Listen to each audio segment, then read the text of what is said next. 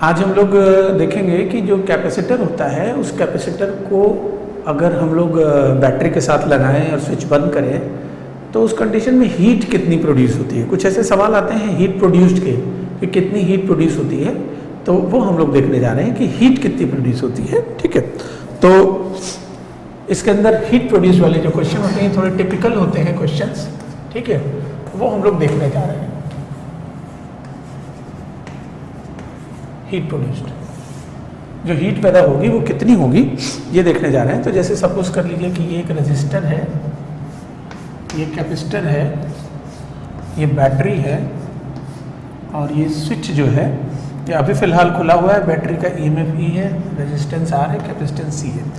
हम लोग ये जानते हैं कि जो भी सर्किट में हीट पैदा होगी वो होगी रेजिस्टर के अंदर ही, कैपेसिटर में कोई हीट पैदा नहीं होती है। लेकिन जब हम इस स्विच को बंद करेंगे तो यहाँ पे चार्जेस फ्लो करेंगे और ये जो रेजिस्टेंस है इस रेजिस्टेंस के अंदर कुछ ना कुछ हीट पैदा होगी। तो ये हीट कितनी पैदा होगी ये मैं आपको सिखाने जा रहा हूँ।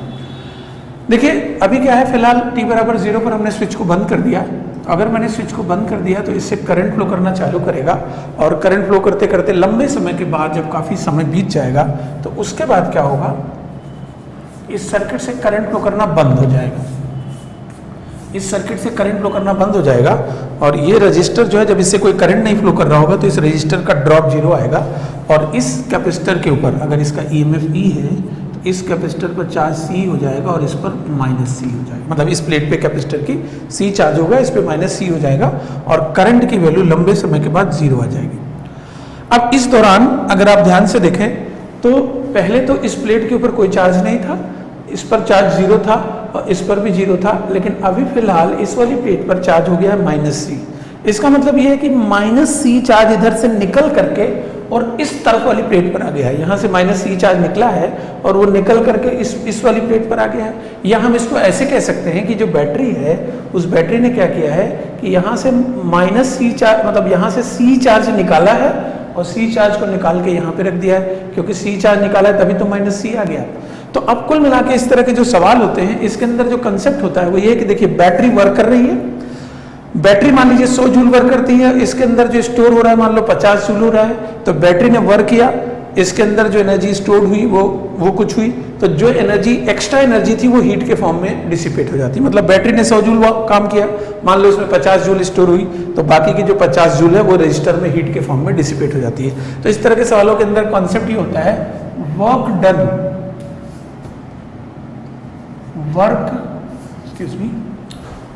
Done by battery, work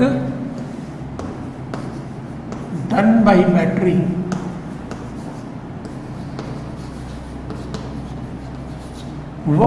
battery is equal to delta U plus H। Delta U जो है वो change in energy of the system है। Delta U is change in energy of system. Delta U is change in energy of system. Delta U जो है वो system की energy का change है और H जो है that is equal to heat produced. जो work done by the battery है वो डेल्टा U प्लस H के बराबर है, जहां पर डेल्टा U सिस्टम की एनर्जी का चेंज है और H जो है वो हीट प्रोड्यूस है। आप ऐसे समझे सीधे सीधे कि बैटरी ने 100 जूल काम किया, सिस्टम की एनर्जी 30 जूल बढ़ गई, तो जो बाकी अनअकाउंटेड एनर्जी है वो 70 जूल हो जाएगी, तो 70 जूल हीट प्रोड्यूस हो गई। मतलब ये एक सीधी सी बात है, किसी भी सिचुएशन में जो work done by the battery होगी इलेक्ट्रिकल सिस्टम्स में वो बराबर होगी delta U plus H, where delta U is change in potential energy of the system and H is heat produced. अब इसके अंदर क्या है कि इस पर्टिकुलर क्वेश्चन में, ये जो पर्टिकुलर क्वेश्चन है, इस पर्टिकुलर क्वेश्चन में हम लोग यही रूल लगाते हैं। ध्यान से देखा जाए बैटरी का EMF E है और इस बैटरी से C चार्ज फ्लो किया है, तो किसी भी अगर आप याद करें तो जो वर्क होता है वो किसी भी जैसे कोई चार्ज V पोटेंशियल ड्रॉप से गुजरा तो जो वर्क होता है वो Q डेल्टा V के बराबर होता है। तो यहाँ से C चार्ज निकला है और E पोटेंशियल डिफरेंस को पार किया उसने, तो जो बैटरी का वर्क होगा that will be equal to C into E। ये बैटरी का वर्क हो जाएगा। चार्ज यहाँ से C निकला है और बैटरी का ड्रॉप E है, तो बैटरी का वर्क हो जाएगा C इंटू ये बराबर हो जाएगा change in energy of the system plus heat produced. System की एनर्जी में लिखता हूँ, शुरू में इसके पास कोई एनर्जी नहीं थी, ये कैपेसिटर के पास कोई एनर्जी नहीं थी शुरू में क्योंकि ये अनचार्ज था, और बाद में इसके पास जैसे डेल्टा यू को मैं लिख दूंगा you final minus you initial plus H. तो शुरू में इसके पास कोई एनर्जी नहीं थी, इनिशियल एनर्जी इसकी जीरो हो जाएगी, और फाइनली जब ये फुली चार्ज हो गया है तो इसके पास जो एनर्जी आ जाएगी वो हाफ सी स्क्वायर हो जाएगी, हाफ सी स्क्वायर। तो बैटरी का वर्क हुआ सी स्क्वायर, कैपेसिटर में जो एनर्जी स्टोर हुई वो हाफ सी स्क्वायर हुई, तो यानी जो बची हुई एनर्जी है वही हीट प्रोड्यूस हो जाएगी। तो इस पर्टिकुलर केस में heat produced half C square के बराबर हो जाएगी इस पर्टिकुलर केस में। तो जैसे अभी बैटरी का जो वर्क होता है उसके हिसाब से हीट प्रोड्यूस देखा, अब मैं कुछ आपको क्वेश्चंस कराऊंगा जिसके अंदर वर्क डन के हिसाब से हमें हीट प्रोड्यूस जो है वो निकालना होगा। इस तरह के क्वेश्चंस जो हैं वो कॉम्पिटिटिव एग्जाम्स में आते रहते हैं, आईटी में, नीट में। तो एक ये क्वेश्चन मैं कराने जा रहा हूँ आपको, इसमें क्वेश्चन जो है वो मैं आपको बता रहा हूँ। ये रेजिस्टेंस आर है, कैपेसिटेंस सी है, बैटरी का जो ईएमएफ है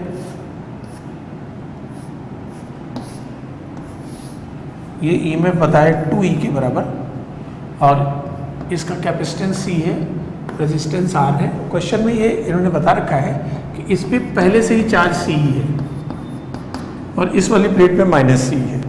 इस प्लेट पे चार्ज सी प्रेजेंट है, इस पे माइनस सी प्रेजेंट है, बैटरी का ईएमएफ 2E के बराबर है और ये स्विच अभी खुला हुआ है। ठीक है, क्वेश्चन है at t is equal to 0 switch is closed, at t is equal to 0 switch is closed, at t is equal to 0 switch is closed. Find the t is equal to 0 switch is closed, find the work done by the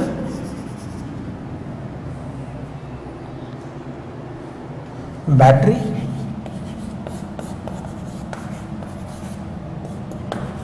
in a long time. Situation क्या है मैं बता रहा हूँ। ये battery पहले से, ये कैपेसिटर पहले से चार्ज है, इस पे सी चार्ज है, इस पे माइनस सी, बैटरी का ईएमएफ 2E के बराबर है और स्विच खुला हुआ है। अचानक से हमने स्विच को बंद कर दिया, तो स्विच बंद करने के बाद आपको ये बताना है कि लंबा समय जब बीत जाएगा, काफी टाइम बीत जाएगा, तो उस दौरान बैटरी ने कितना वर्क किया होगा। आप 2 मिनट का पॉज लेके क्वेश्चन सॉल्व करेंगे, फिर उसके बाद मेरे साथ सॉल्यूशन देखेंगे।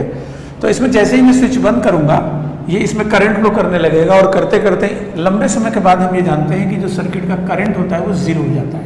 तो after a long time the current in the circuit become zero.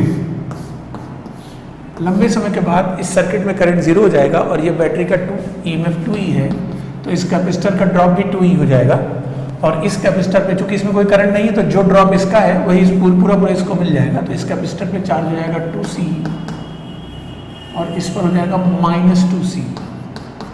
अब थोड़ा ध्यान से देखा जाए तो ये वाला जो कैपेसिटर था इसके ऊपर पहले चार्ज था -C, अभी इसके ऊपर चार्ज -2C है। इसका मतलब जैसे मान लो पहले था इस पे -2, अभी इस पे -4 है, डबल हो गया। इसका मतलब यहाँ से जैसे पहले था -C अब -2C है, तो यहाँ से C चार्ज निकला होगा और निकल के ऐसे चला गया होगा। तो अब यहाँ से C चार्ज जंप करके डायरेक्ट इधर से इधर नहीं जाता कैपेसिटर में। कभी भी कैपेसिटर में चार्ज छलांग लगा के ऐसे नहीं जाएगा, उछला और इधर से इधर पहुंच गया। उसको हमेशा बैटरी के ही रास्ते जाना होगा। तो जब ये बैटरी के रास्ते जा रहा होगा तो यहाँ पहले -C चार्ज था, अब यहाँ -2C है, तो C चार्ज निकल के यहाँ से यहाँ पहुंच गया होगा। अब आपसे पूछा है work done by battery, work done by battery, work done by battery. अब बैटरी का वर्क कितना होगा, बैटरी का जो ईएमएफ है मतलब Q डेल्टा भी वर्क करती है बैटरी, अगर उससे Q चार्ज गुजरा और पोटेंशियल डिफरेंस भी है तो बैटरी का वर्क होगा Q डेल्टा भी। तो जो चार्ज यहाँ से निकल के गया था वो तो C गया था, और बैटरी का जो ड्रॉप है वो 2E के बराबर है, तो जो बैटरी का वर्क होगा that will be equal to 2C²। जो बैटरी का वर्क हो जाएगा वो 2C² के बराबर हो जाएगा। समझे, यहाँ पे चार्ज पहले -C था, फाइनली इसी प्लेट पे चार्ज देखें -2C आ गया, यानी यहाँ से C चार्ज निकल करके यहाँ से यहाँ पहुंचा होगा। जब C चार्ज यहाँ से यहाँ पहुंचा होगा तो उस दौरान ये बैटरी से गुजरा होगा। चार्ज छलांग लगा के नहीं जाता, जंप लगा के नहीं जाता, ये बैटरी से गुजरा होगा। तो work done by the battery या किसी भी पोटेंशियल ड्रॉप V से जाएगा तो Q डेल्टा V वर्क होता है, चार्ज C गुजरा है, डेल्टा V 2E के बराबर है, तो वर्क डन 2C स्क्वायर के बराबर जाएगा। ठीक है, इसी के अंदर एक और सवाल बनता है, इसी क्वेश्चन के अंदर एक और क्वेश्चन बनता है, दूसरा पार्ट जो बनता है वो मैं बताने जा रहा हूं। दूसरा पार्ट इसी क्वेश्चन का है, फाइंड द हीट प्रोड्यूस्ड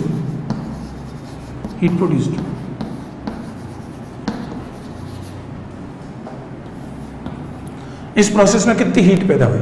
तो अभी भी मैंने आपको हीट प्रोड्यूस का रूल बताया था। हीट प्रोड्यूस का रूल ये होता है कि जो भी वर्क डन होती है बैटरी करती है, work done by battery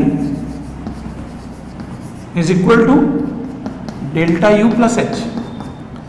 battery जो भी काम करेगी वो काम या तो, मतलब इसको बहुत कॉमन सेंस की बात है, सिंपल सी बात है कि भाई बैटरी जो भी काम करेगी वो काम या तो सिस्टम के अंदर स्टोर हो जाएगा या हीट के फॉर्म में डिसिपेट हो जाएगा। तो बैटरी ने जो काम किया वो या तो सिस्टम की एनर्जी बढ़ जाएगी, और जितनी एनर्जी बढ़ेगी जो एनर्जी बच रही होगी वो हीट के फॉर्म में डिसिपेट हो जाएगी। तो अब देखिए इसमें work done by the battery हम पहले ही निकाल चुके हैं पिछले पार्ट में। तो work done by the battery is 2C square. System की एनर्जी का चेंज देखो, फाइनल चेंज का मतलब फाइनल माइनस इनिशियल, तो फाइनली इसका ड्रॉप 2E है, तो इसकी फाइनल एनर्जी हो जाएगी half into C into 2E का स्क्वायर। इनिशियली इसके ऊपर चार्ज C था तो इसका ड्रॉप E के बराबर था, तो इनिशियल एनर्जी हो जाएगी half C square plus H, ये हो जाएगा। अब इसको सिंप्लीफाई करके सॉल्व किया जाए तो इसको हम सॉल्व करेंगे तो देखो यहाँ कॉर्नर में कर दे रहा हूँ मैं, 2C square is equal to ये 2C square minus 1/2C square, तो ये हो जाएगा 3/2C square plus H। Solve करने पे H की वैल्यू कितनी आ गई, फिर से हाफ C स्क्वायर आ जाएगी। ऐसा जो नहीं कि हर बार ये हाफ C स्क्वायर आएगा, लेकिन फिलहाल इस केस में H की वैल्यू जो है वो हाफ C स्क्वायर के बराबर आ जाएगी। ध्यान रहे, बैटरी का जो भी वर्क होता है, जो भी सिस्टम वर्क करता है, वो या तो जैसे आपको मान लीजिए 1000 रुपये दिए गए, 1000 रुपये में क्या होगा, या तो आप कुछ पैसा रख लेंगे या खर्च कर देंगे। तो यहाँ ये बैटरी ने जो भी वर्क किया है वो या तो सिस्टम की एनर्जी बढ़ जाएगी या खर्च हो जाएगा, हीट के फॉर्म में डिसिपेट हो जाएगा। तो हीट जो आएगी यहाँ पर हाफ C स्क्वायर के बराबर हीट आ जाएगी। स्टार्ट। तो देखिए इसके अंदर क्या है कि अभी मैं आपको बता रहा था कि हीट जो प्रोड्यूस होती है ना वो कितनी होती है, उस पर सवाल करा रहा था मैं आपको, सवालों की प्रैक्टिस। एक ये सवाल आ रहा है, इसके अंदर ये वाली प्लेट पॉजिटिवली चार्ज है, C चार्ज इस पे है, इस पर -C चार्ज है, और ये जो बैटरी है इसका जो EMF है वो E के बराबर है। ठीक है, और हमने t = 0 पर स्विच को बंद कर दिया है। ठीक है, तो इसमें क्वेश्चन ही आ रहा है, find total heat produced after the total heat produced after the switch is closed.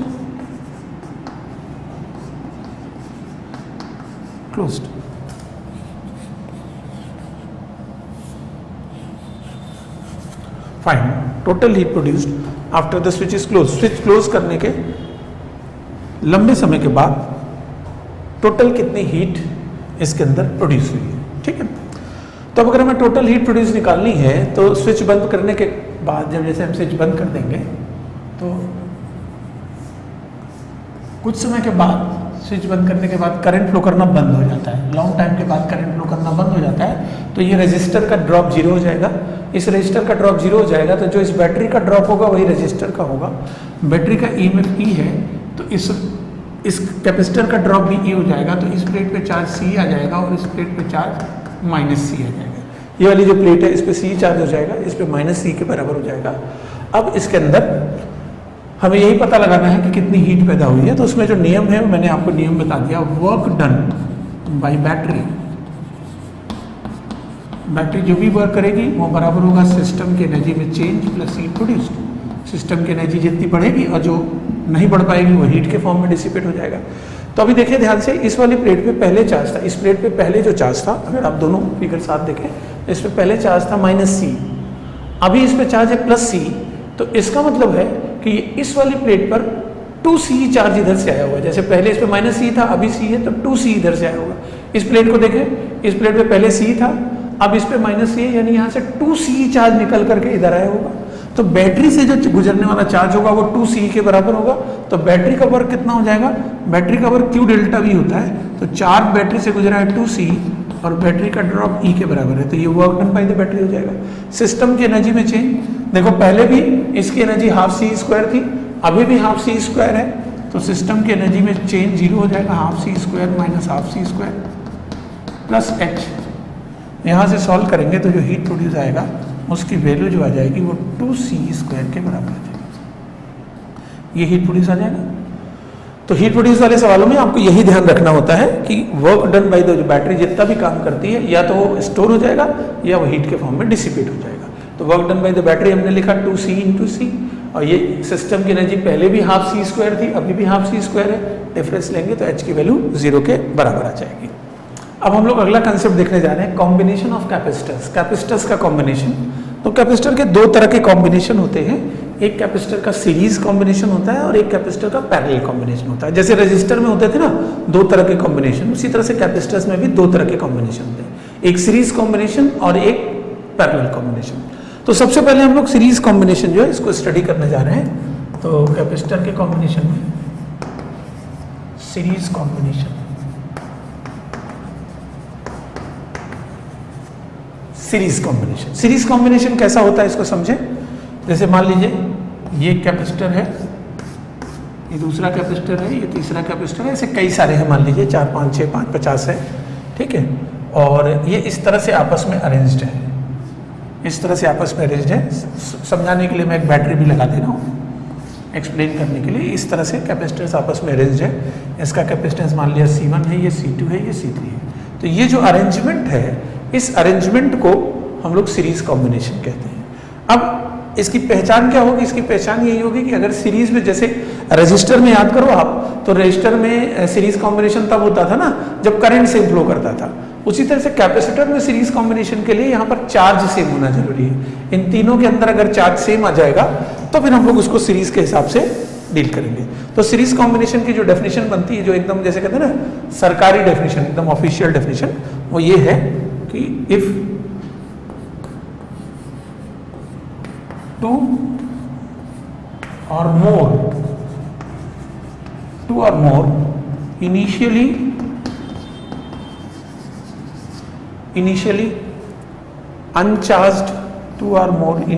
uncharged,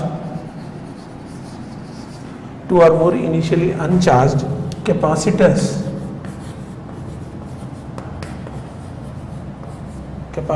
are connected in series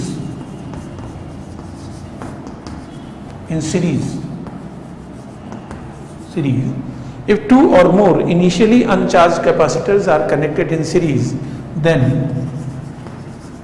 charge on them will be same. Then charge on them will be same. Two or more initially uncharged capacitors are connected in series, then charge on them will be same. दो या अधिक अगर अनचार्ज capacitor series में connected है तो इन पर जो charge आएगा वो सेम आएगा, इन पर चार्ज की वैल्यू बराबर आ जाएगी, ठीक है। अब इसमें वही है कि जैसे मान लीजिए कि ये 3 कैपेसिटर सीरीज में थे, हमने स्विच खुला हुआ था पहले और फिर हमने स्विच को बंद किया। तो बंद करने के बाद जैसे मान लीजिए कि इस वाली प्लेट से, ये बैटरी है, चार्ज को इधर से खींचेगी, इस वाली प्लेट से मान लेते हैं Q चार्ज निकल गया तो यहाँ माइनस Q आ जाएगा। ये जो Q निकल के जाएगा वो इस पर आएगा, अच्छा इस पे Q होगा तो फिर इस पे माइनस Q होगा, प्रूव कर रखा है हमने कैपेसिटर इलेक्ट्रोस्टैट्स में। फिर यहाँ पहले 0 था, अभी इस पे माइनस Q है, इसका मतलब इस पे Q हो जाएगा, फिर इस पे माइनस Q हो जाएगा, फिर इस पे Q हो जाएगा, ठीक है। तो ये इस तरह का अरेंजमेंट जो है वो सीरीज कॉम्बिनेशन कहा जाता है। अब ये जितने भी कॉम्बिनेशन वाले सवाल होते हैं, चाहे रजिस्टर का कॉम्बिनेशन हो, चाहे कैपेसिटर का, आगे इंडक्टर का आएगा, स्प्रिंग का कॉम्बिनेशन देखा होगा, सबके अंदर जितने भी कॉम्बिनेशन होते हैं इन सबके अंदर हम लोग इक्विवेलेंट निकालते हैं। अगर इन सारे कैपेसिटर्स की जगह एक कैपेसिटर रख दें तो उस एक कैपेसिटर का कैपेसिटेंस क्या होगा, इसका पता लगाने के लिए हम यहाँ पर इक्विवेलेंट का कंसेप्ट लिखने जा रहे हैं। हम इन सारे कैपेसिटर्स की जगह एक कैपेसिटर लगा दे रहे हैं और उसका कैपेसिटेंस हम C इक्विवेलेंट लिख ले रहे हैं। इक्विवेलेंट का मतलब क्या है, किसी भी जगह पर अगर इक्विवेलेंट आता है तो इक्विवेलेंट का मतलब ये होता है कि जैसे हम कहते हैं कई बार ना कि ये 10 लोग जो है, ये एक आदमी जो है वो 10 लोगों के बराबर है, तो इसका मतलब ये नहीं कि वो 10 लोगों के बराबर है, इसका मतलब ये कि जो काम 10 लोग करते हैं वो काम वो आदमी अकेला कर रहा है। तो अगर इन सारे कैपेसिटर की जगह हम एक कैपेसिटर डालते हैं तो ये सारे कैपेसिटर जो मिलके काम कर रहे हैं वो काम इस कैपेसिटर को अकेले करना पड़ेगा। ये सारे कैपेसिटर मिलके क्या कर रहे हैं, पोटेंशियल डिफरेंस V पैदा कर रहे हैं। तो इन सब इस पूरे सिस्टम का जो अकेले का भी पोटेंशियल डिफरेंस, इन सबका अगर पोटेंशियल डिफरेंस V है तो इस अकेले का भी पोटेंशियल डिफरेंस V आना चाहिए। इन सबका चार्ज अगर Q है तो इस अकेले का चार्ज भी Q आना चाहिए। तो अगर जो बैटरी है इसका पोटेंशियल डिफरेंस V है तो ये बैटरी भी हम V पोटेंशियल डिफरेंस की लेंगे, और इन सारों पर जो चार्ज है वही चार्ज इस पर भी होना चाहिए। ठीक है, तब ये इक्विवेलेंट कहा जाएगा। अब अगर हम इसके लिए, इस पूरे के लिए KVL लगाएं, ठीक है, तो जैसे मान लो मैं यहाँ से स्टार्ट करता हूँ, इस जगह से स्टार्ट करता हूँ, यहाँ से यहाँ में जाता हूँ तो पोटेंशियल V बढ़ जाता है। फिर यहाँ से यहाँ तक जाऊँगा तो जो पोटेंशियल होगा वो Q/C1 कम हो जाएगा। इसका चार्ज Q है, पोटेंशियल C1 है। तो यहाँ फिर आगे जाऊँगा तो ये Q/C2 कम हो जाएगा, फिर ये Q/C3 कम हो जाएगा, और फिर मैं यहाँ पहुँच जाऊँगा तो ये 0 हो जाएगा। तो हम ऐसा लिख सकते हैं कि V = Q/C1 + Q/C2 + Q/C3, ऐसा लिख सकते हैं। और अगर मैं इस एक अकेले के लिए लिखूंगा तो इस एक अकेले के लिए मैं यहाँ से यहाँ तक जाऊँगा तो पोटेंशियल V बढ़ गया, फिर यहाँ से यहाँ तक जाऊँगा तो ये हो जाएगा Q/C इक्विवेलेंट। इस एक अकेले के लिए ये 0 के बराबर हो गया, तो V जो है वो Q/C इक्विवेलेंट के बराबर भी हो जाएगा, Q/C इक्विवेलेंट। तो यहाँ से जो रिलेशन बनेगा 1/C equivalent = 1/C1 + 1/C2 + 1/C3, ये बन जाएगा। तो जो इक्विवेलेंट कैपेसिटेंस होगा, जो भी इक्विवेलेंट कैपेसिटेंस होगा, अगर मान लीजिए बहुत सारे कैपेसिटर सीरीज में जोड़ दिए जाते हैं तो उन सब का जो इक्विवेलेंट कैपेसिटेंस होगा वो इस तरह से दिया जाएगा। रेजिस्टेंस में उल्टा होता था, रेजिस्टेंस के अंदर ये पैरेलल कॉम्बिनेशन की पहचान थी, लेकिन कैपेसिटेंस में ये सीरीज कॉम्बिनेशन की पहचान है। तो 1/C इक्विवेलेंट हो जाएगा 1/C1 + 1/C2 + 1/C3। एक इसके अंदर बात जो है वो आपको समझनी है। अगर आप ध्यान से देखें तो ये जो C इक्विवेलेंट आ रहा है ना, ये C1, C2, C3 सबसे छोटा आ रहा है। C इक्विवेलेंट की वैल्यू C1 से भी छोटी, C2 से भी छोटी, C3 से भी छोटी। इसका मतलब ये है कि इस C इक्विवेलेंट के लिए हम ऐसा बोलते हैं कि C equivalent is smaller than the smallest, smaller than the smallest, जो सबसे छोटा है इन सब में। C equivalent C1, C2, C3 में जो सबसे छोटा है उससे भी छोटा हो जाएगा। तो इस केस में हम लोग बोलते हैं C equivalent is smaller than the smallest. तो ये C इक्विवेलेंट की वैल्यू आ जाती है कैपेसिटर का अगर सीरीज कॉम्बिनेशन। इसी चीज को प्रूव करने का एक और तरीका हमारे पास है, ठीक है। इसको हम एनर्जी मेथड से भी प्रूव कर सकते हैं। ये जो आप देख रहे हैं ना 1/C equivalent = 1/C1 + 1/C2 + 1/C3, इसको हम एनर्जी मेथड से भी प्रूव कर सकते हैं। एनर्जी मेथड से कैसे प्रूव करेंगे, बहुत आसान है। एनर्जी जो मेथड होता है ये प्रूव करने में बहुत ही ज़्यादा आसान होता है। इसका एनर्जी मेथड जरा देखिएगा।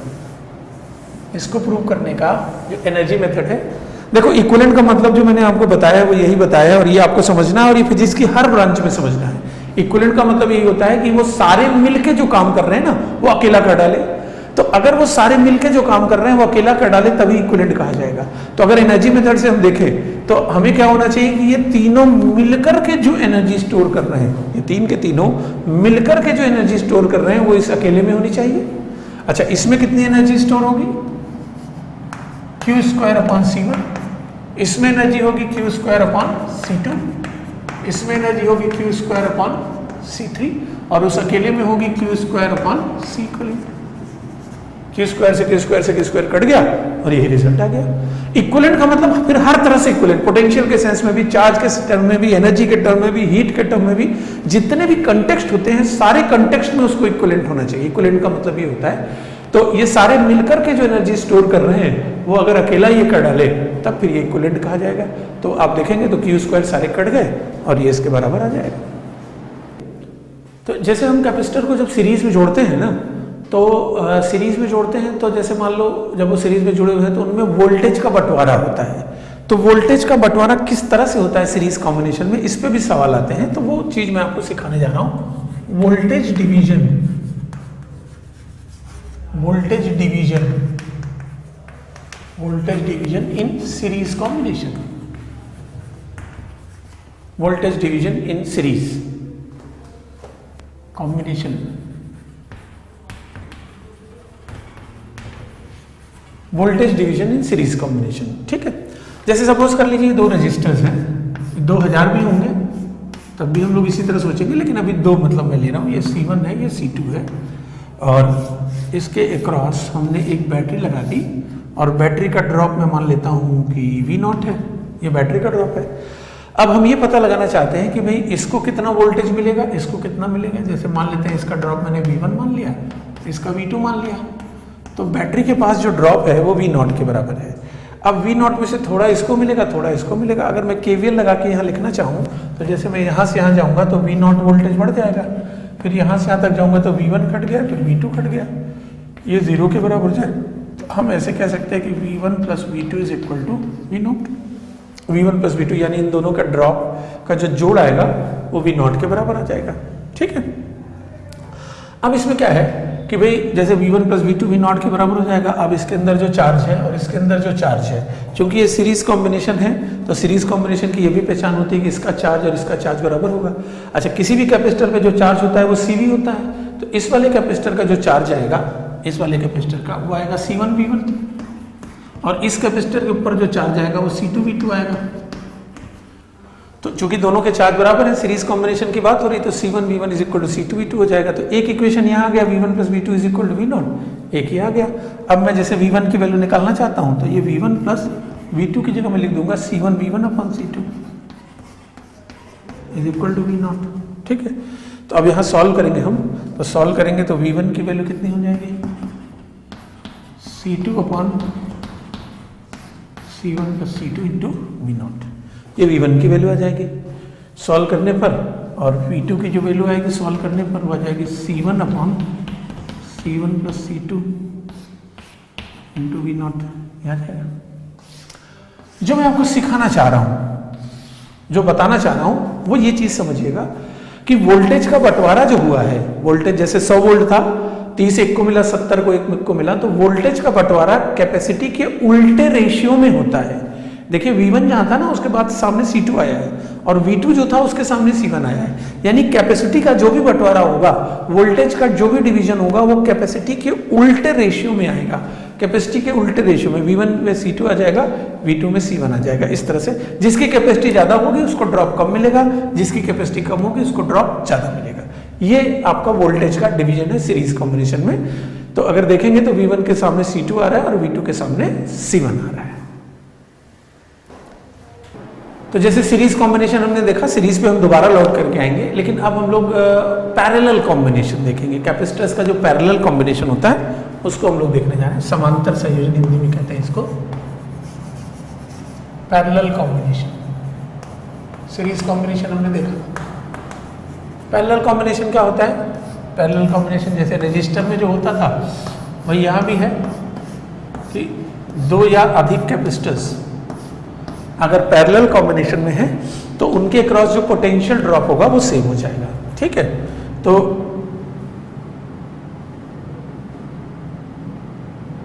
टू और इफ लगा देता हूं मैं, इफ टू और मोर कैपेसिटर्स, टू और more capacitors are in parallel combination,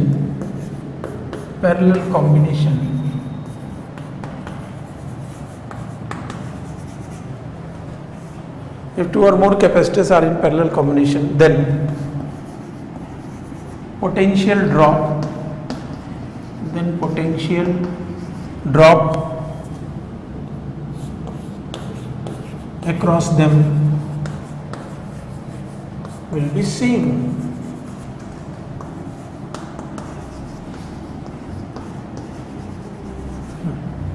दो या अधिक कैपेसिटर्स है मान लीजिए और पैरेलल कॉम्बिनेशन में है, तो इनके क्रॉस पोटेंशियल ड्रॉप सेम होगा। जैसे इसका कैपेसिटर मैं C1 मान लेता हूँ, इसका C2, इसका C3।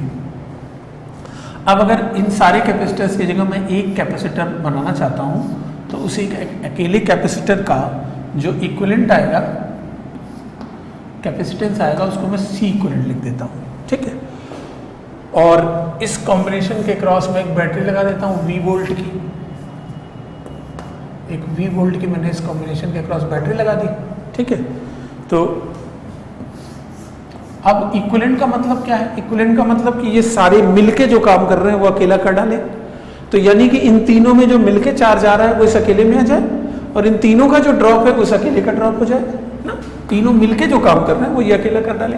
तो मैंने मान लिया कि इस वाले कैपेसिटर पे चार्ज है Q1, इस पर मैंने मान लिया Q2 चार्ज है इस कैपेसिटर पे, और इस पर मैंने मान लिया Q3 चार्ज है,